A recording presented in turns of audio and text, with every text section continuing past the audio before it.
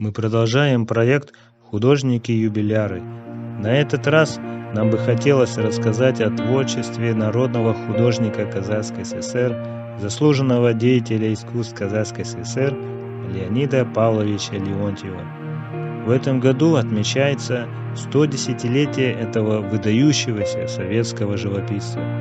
Леонид Леонтьев родился в городе Санкт-Петербурге в семье рабочего металлиста. Интерес к рисованию зародился еще в детские годы. Родители, как могли, поддерживали стремление сына к изобразительному искусству. Юный Леонид ходил в музеи, театры и читал книги по искусству. Мальчик посещал мастер-классы художников и с большим интересом впитывал новые знания. Так пробуждалась любовь к изобразительному искусству. Окончив школу, Леонид трудился на заводе, в свободное время посещая изо-кружок. С 1930-х по 1939 года Леонтьев учился на рабфаке при Академии художеств, а затем на факультете живописи Ленинградского художественного института.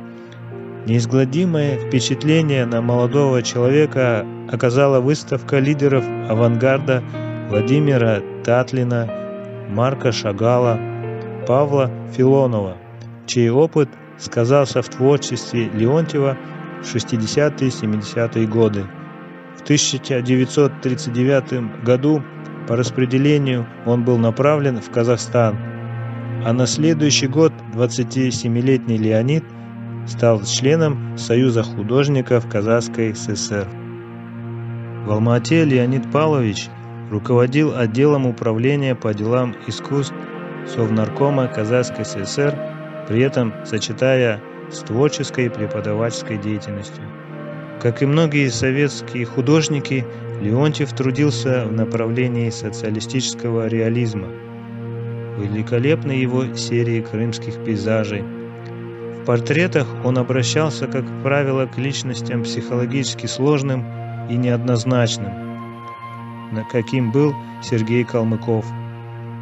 Но все же именно в работах, которые посвящены непритязательным темам, обыденным в своей простоте сюжетам, художник создал завораживающей особой живописной манерой композиции. Будучи тяжело больным, он писал то, что видел из окна: цветущие кусты, балконы, ветки деревьев. В фондах Карагандинского областного музея изобразительного искусства хранятся два произведения Леонида Леонтьева.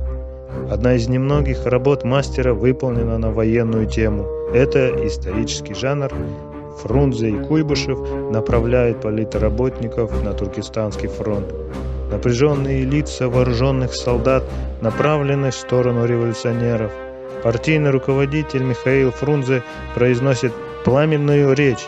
Целостность и стойкость его фигуре придает револьвер в кобуре. Автор показал, как внушительно, с ораторским мастерством агитаторы направляют солдат на важный участок гражданской войны – Туркестанский фронт. Мужчины готовы оставить свои дома, свои семьи и ехать в неизвестность. Мастер использует синие, красные и белые цвета, что символично. Работа написана в духе социалистического реализма. На полотне «Десант балтийцев» Леонид Павлович изобразил момент, когда советские десантники высаживаются из лодок на берег в серый предрассветный час. Вытянутый формат холста усиливает динамизм картины. Горизонта не видно, небо, море, воздух, земля. Одна неспокойная масса, тревожная, взволнованная.